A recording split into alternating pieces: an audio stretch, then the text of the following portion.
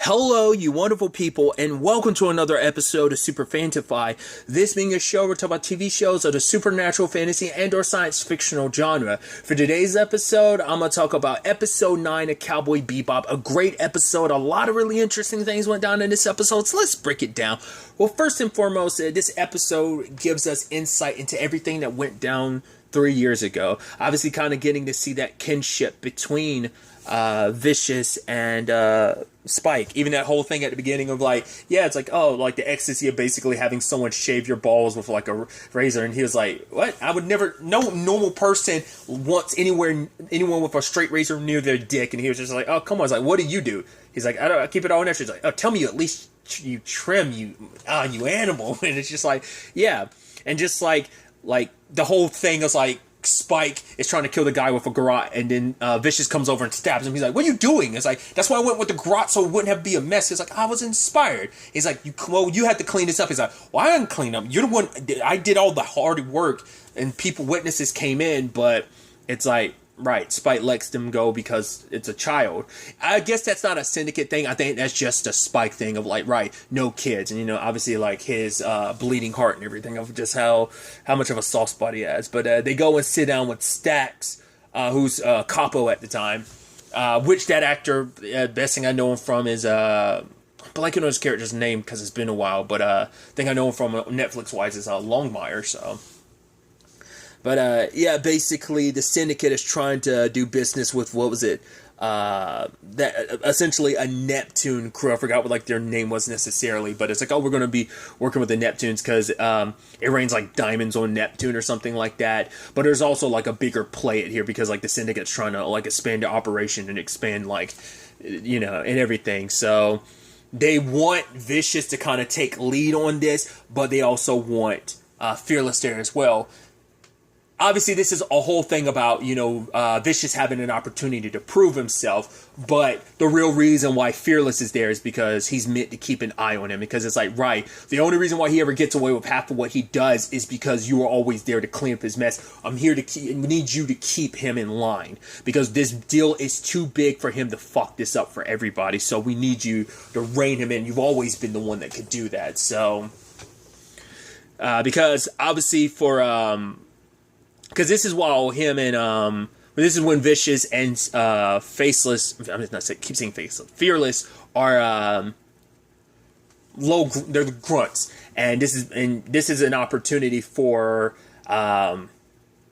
Vicious to prove himself to not just the Syndicate as a whole, but to his father, because even the fact that Stax is like, man, I have to take care of some elder's kid, and also the trouble that he always causes. From the very beginning, he was like, there was always, I guess, yes, the Syndicate is made of killers, but there's just something off about Vicious that Stax didn't like, and he could see it, and it's like, you can see it too, you just choose not to. We also also Spike and Anna apparently have always had that, their rapport, where he's asking her for a dance, and she's like, oh, you're just so scared, and it's like, oh, you always come up with lame excuses. She's like, lame, what was my last excuse? That I wasn't rich enough. No, that I was too young, and then before that I wasn't rich enough. And she's like, yeah, you know me, I'm looking for my rich, old, rich, fat guy, so it's just kind of yeah, you just don't fit the bill. But this was, Julia's debut, because she was meant to go on, someone else was meant to go on stage, but she got sent up instead, and she killed it, and in that moment, she captivated both Vicious and Spike. And now this gives us a lot of context to questions I had back in that VR episode, where it was the episode where Spike was stuck in that VR loop, and it brought up a lot of things. First and foremost, I brought up she was like, oh yeah, you stole your best friend's girl, and I was like, oh, so that's why I was wondering if it was a Vicious thing. And so it is a Vicious. Her and Spike were never official. It's they were sneaking behind Vicious's back when they were together. So. But that's what that's kind of in reference to. And so now I have the context where we're oh yeah, because him and Spike were best friends, even, Fearless. Vicious and Fearless were best friends. Even deeper than that, they were brothers. So for him, it's no. Where I go, you go. So it's like when I went and work my way up the top, like I'm not going alone. I'm bringing you along too, buddy. You know, because we're brothers. We're in this together. But Vicious made his move. You know, he even learned some Russian just because it's Julia's native tongue. You know, it's like, right, I might not be the first person you met or the first person that you fell in love with or kissed, but I hope to be the last. Which I'm like, oh, that's some charming shit to come out of your psychopathic mouth. But yeah, I even love, once again, like him and Fearless's rapport of just being like, yeah, it's like, oh, she wants you to come along. Because at first, it's like, oh, like, you guys are getting serious. It's like, I mean, yeah. I mean, it's like, yeah, a couple dates and stuff like that. It's like, yeah, it's been going for a while, so it seems like this is pretty serious. And he's even like, yeah, like, well, I invite you along. And Spike's like, why? He's like, for whatever reason, she finds you funny. He's like, oh, so you guys talk about him. He's like, yeah, during sex, actually. And Spike's like, yeah, of course you do. And just like, yeah, like, they're back and forth. It's like, they really, and because we learned, like, when they were hanging out, why that is. It turns out that Spike and Vicious grew up, like, they've known each other since they were kids. It's, Vicious saved his life and convinced his father to take him in. So that's why he was so dedicated to the Syndicate. It was like, and dedicated to Vicious. Like, Vicious wasn't just like a, oh, brotherhood brother. It's like, no, we were like brothers, you know? We grew up, like, you were my best friend. Like, so that's why he was always, like, he always went above and beyond for Vicious. That's why he's always kind of had his back, cleaned up his messes, because it's like, right, you saved my life and he's forever in debt, because it's like, you kind of gave me everything. So, that's why he always felt indebted to Vicious, and why he kind of, once again, goes above and beyond for him. But obviously, like, he stepped out of line because Stax had told them not to bring any, like, guns or anything to this deal. It's just meant to be a conversation. But Vicious kind of screwed the pooch on it because he threatened to cut off the guy's hand. But it's like, yeah, the guy was talking smack about the Syndicate. So it's like, he's just so in need to prove himself when it comes to his father. He's thinking he's doing stupid things. And to the point when he's hanging, like, obviously after kind of getting the third degree from Stax about the whole thing, because he's like chewing out Vicious, but then he's like, I'm gonna get to you soon enough because you were supposed to prevent this from happening. Like, once again, this deal isn't just about the diamonds, this is about expanding the Syndicate's reach and power, and he wants to make things right. But it's like, no, we'll fix it ourselves. I'll get the word from the elders, they'll pass it down to me, and then I'll tell you exactly what to do, and you'll fucking do it. So until then, do nothing. So they go hang out with Julia, but Vicious isn't in the right mindset, just because it's just like everything with his dad and now this, and just like the Neptunes. It's just like, he was like, I did the right thing. And, you know, rather than kind of being there for Julia, he's so busy drowning in his own sorrows that she goes and, you know, does the Jupiter jig with Spike, and they kind of start dancing and having fun together. And the photo from like that same episode that he had, it's like, yeah, it was like a commemoration of like that moment of like, it's probably like the only keepsakes he has of Julia is that picture of them together. And the fact is, he's kept it all this time, like, showcases like how important it is to him. Obviously, like, Anna's place is kind of meant to be that in between. You know, they made that clear from the beginning, like in episode 2, that Anna's place is meant to be that in-between spot where, was that episode 2 or was that episode 1? I think it was episode 2. That her spot was supposed to be neutral ground. That's why people like the Syndicate, like why Stax has his own table as a capos. It's like, yeah, like, she doesn't let stuff go down in her club, but she lets, you know, but she also told Julia to be careful. It's like, right, they're like bears. Cute to look at, but keep your window up. And what did she do? Julia does. She goes off and ends up being in a relationship.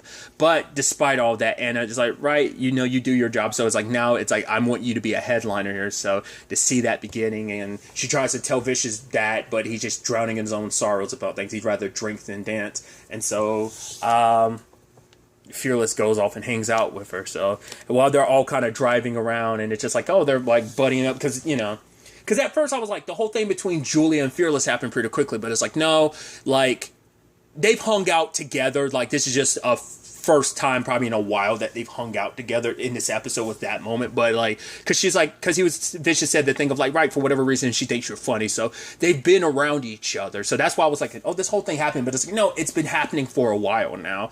To be fair, like, Spike, the moment Vicious fell in love with, because I think it speaks volumes that like you have Spike being like, what a voice, And Vicious is like, what a woman. Because I think from Spike, he hears so much, like, he heard her song, he heard that voice, and he's heard her kind of bare her soul in there, singing, and that's what he tapped into.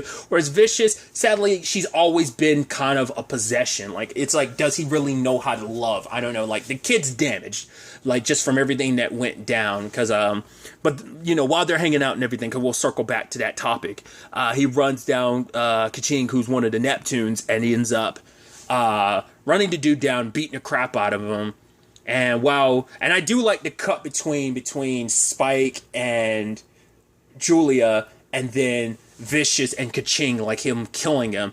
And obviously this causes massive issues, because now, Stax is coming to him being like, you have to kill Vicious. This is the only way to make this right. Blood begets blood type of situation. Blood has to be paid in blood. And the fact is that if you don't do this, there will be a war between the Syndicate and the Neptunes. And it's like, we don't want that, because he touches his scar and he's like, all it takes is someone to live just to keep it going on forever, because as long as even one person lives, that war will wage on, because that person will eventually go off and just try and eventually at some point come back for revenge. So it's like, wait, Caliban wouldn't even sign off on this. It's like, no, this was actually the one. He sanctioned it, because despite everything, like, his son's a screw up, and he recognizes that. So it's like, right, just might as well nip this in the bud now. And even if you don't do it, Fearless, someone else will. But at least Caliban thought you'd make it quick. So he reluctantly does it, because it's like, right, there's going to be so much more death if he doesn't do this. And someone else is going to die anyway. So when he goes to when he goes to Vicious, Vicious didn't expect his father to send. Like, he knew someone was going to get sent, and he's like, oh, they're going to come for me, so you might want to get out of here. But he didn't realize Fearless had been sent to him. And we find out more about Vicious's past, like, understanding, like, giving us some context from some of the conversations from last episode between him and his dad about him being the scared boy. Well, he's like, I remember when my dad, my fucking father, everything Vicious ever done was to appease his father, but his father didn't do anything. He's like, my mom was there on that roof contemplating her own mortality. All the entire time, he didn't lift, or a finger didn't move a muscle to help her. All he kept doing was whispering in my ear, she's weak, she's weak. And he cried out when she went over the ledge, and he called Vicious weak for even crying about it. Like I said, like, everything he's ever done, because he had talked about, like, I've always screwed things up, I've always done what I've done, but I've always had you to kind of bail me out. He knew he went too far in this situation. It's just like, he had to prove himself, because he's tired of, like, because it wasn't just the Syndicate that was being made fun of, it, like, being looked upon. It was like, he was being looked down upon, and he thought, like, oh, like, I'm gonna show my dad I have the biggest dick energy in existence. I'm gonna make this right. I'm gonna make him proud of me. I'm gonna make big moves. But in actuality, he screwed the pooch, and he realizes it now. And so it's the reason why I think it's so fascinating on many different levels. One, John Noble has been cast as kind of the douchebag dad back to back. He's kind of getting typecasted a little bit, because prior to this, he plays Billy's dad in The Boys, was a dick there. Before that, he was playing Sherlock's dad in Elementary, and he was kind of a dick, but they kind of worked out the way things there. He was a good dad to Peter in Fringe. They had their complicated relationship, but then there's also, like, well, to flip it a little bit, in Sleepy Hollow, he was kind of a douchebag son, so it's just interesting. But I'm like, oh, he gets casted as the D-bag. Like, I mean, obviously Caliban wasn't too redeeming, because he was kind of a shitty dad, all around shitty person, but I'm just like, oh man, John Noble keeps getting cast as these D-bags. I mean, hell, he even played like a demon in Legends of Tomorrow. Well, granted, he also played himself on a set of Lord of the Rings on Legends of Tomorrow as well, so that's a whole thing. But still, so it's interesting. But Spike wouldn't betray, because there was a line that Stax said, it's like, right, I know you feel like you owe him, but how long are you going to be paying off that debt? And so, given the opportunity, Spike was like, don't worry, I'm not going to let that happen. So he goes to the Neptunes, and he commits it's the thing that made him want to leave the Syndicate, the thing that made him cross the line. He went into that place, and now we get context to what Julia was talking about before too, of like, right, that the blue Waltz thing. It's like, that was you killed all those people, even that little girl. And in that moment, because Spike went there and went to work. And I like that. I mean, obviously, like, they hid the transitions because you slide between the bricks. Like, I don't know if that was like a real one full-blown one take. It probably wasn't, but it's just like to cut it together to make it look like that. The seamless transitions, if it wasn't one, is pretty dope. So, but Spike went to work. Went in with 2 pistols, killed literally everyone. It's like, yo. And when word got back, and Caliban's like, oh, what you did to me? Because I was like, oh, you were like willing to kill your son, and somehow your son ended up being a capo? I was like, how the hell did that happen? It's like, he's like, congratulations. I was like, what you and Fearless did. He's like, yes. I had to teach them a lesson, Dad. What they said about, and he hits him. It's like, no. And now you got the nerve to be here to be a fucking liar? You were weak and you're a liar. Taking credit for something someone else has already done. Is kind of, seems like that's kind of been his MO in the past. But it's like, yeah, I was wondering to see if you'd have at least the honor to admit you didn't. But no, you were here getting drunk while Fearless did all the work. It's like, and you're here trying to take credit for something you didn't have no part of. But yeah, like at the end of it though, like Fearless broke his one rule, no kids, and he killed her because just as she was walking away, I was like, you're going to end up pulling the trigger on her. There's no way you're going to let her live, because of what Stack said, that there's going to be so much more death. Like, if even one person survives, like, a person lives, the war keeps going on. So he had to make sure that all of them died, because he can't have any witnesses, can't have any of this trailing back to him. So, because everyone already knew that Fearless was that Vicious was the one who killed Kaching, because he did it out in the streets. Like, there was no, like, hiding it. You couldn't be like, oh, someone else. It's like, no, everyone saw you do it because you did. I mean, hell, before he burnt the dude, he beat him to death. He also, like, fucking, like, ripped out his teeth one by one. I mean, it looked like at one point he just, like, straight up ripped out his gums and teeth in one part, and the rest were just pulling them out one by one type of thing. But once again, it's just, like, how psychotic he looked, burning the guy and everything.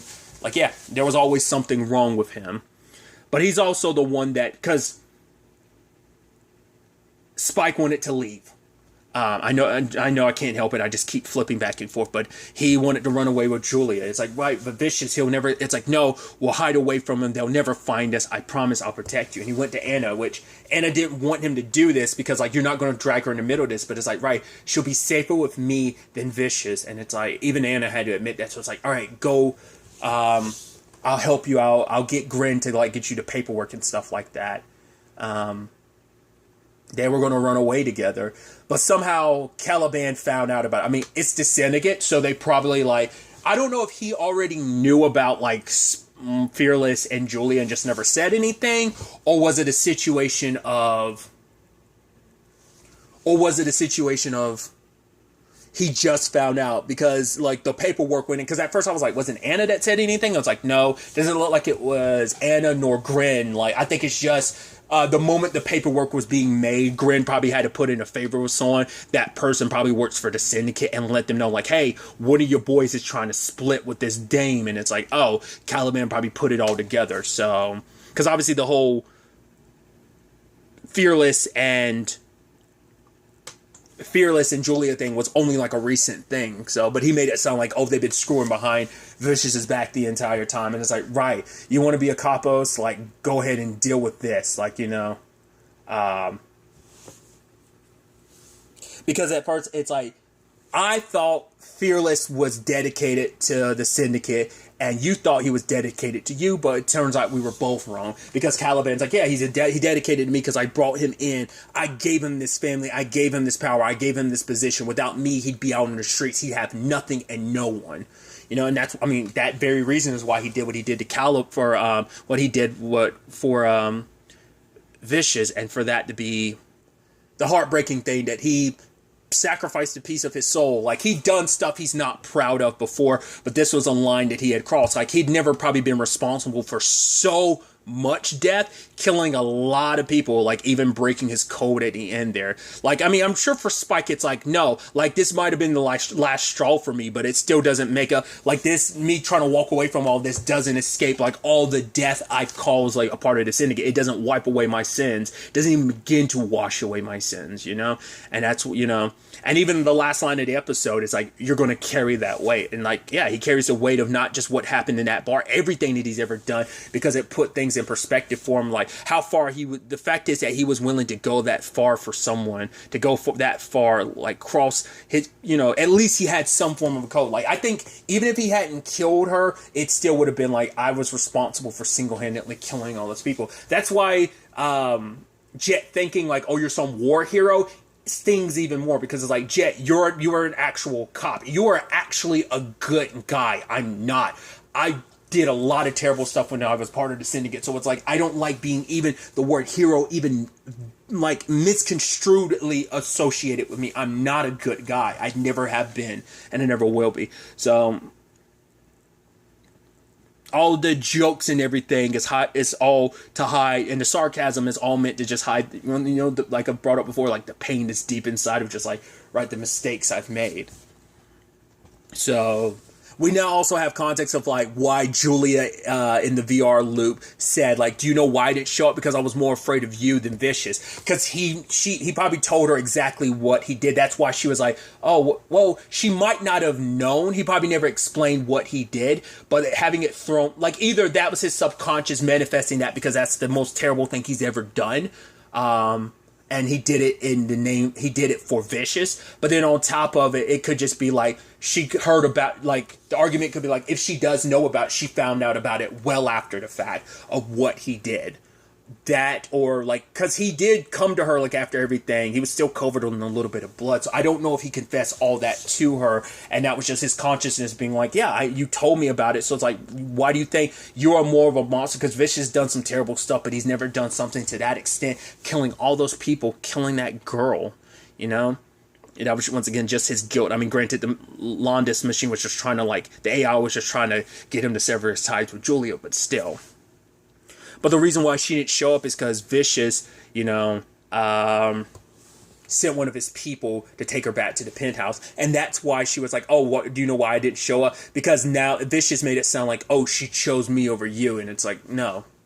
And even him being like, oh, you think you're fast enough to take care of all of us before I get you? And Spike took down a few, but Vicious laid him out. And that's where things stand. I mean, he had tortured Anna. Like, that's why Anna walks with a limp now. It's because he stabbed his sword through her leg, torturing her to get the information about Spike and Julie. Like, where were they going to meet and everything? So where was he going to take her? You know? They were so close. Once again, the very Romeo and Juliet. As I mean, maybe it that played, like, to some extent the oh God, what is it? What am I trying to say? It acted as the backbone to their story either way. Like, you could definitely, like I brought up prior, like you could definitely see the Romeo and Juliet influence even more so as you learn more and more about their circumstances. Two different worlds colliding like that. And obviously, you know, come full circle with the Rose motif that we've gotten glimpses of it throughout the season, but like finally getting the full context of it. I mean, because that Rose motif is like, because that's in the end credits, if I remember correctly. It's the song, that folk blues song playing, and then it's raining, and like the rose is the only thing in color, and everything's black and white and sepia, if I remember correctly. If I remember correctly, if that's how the ending credits for like Bebop was, the anime, but maybe we'll get some answers in the future of like who actually patched him up and how he came to still be alive and how he was able to get away and like reinvent himself like that, to the point, cause whoever did it for him like was really good, because obviously he didn't go to Anna for help, obviously. So, but like I said, it also adds elements to the whole thing of like I said, I think now that adds even more context to being like what I thought it was, why he doesn't want her singing. For one, because he didn't want her associated with that place like that, because Anna and Gren helped we're going to help her run away from him.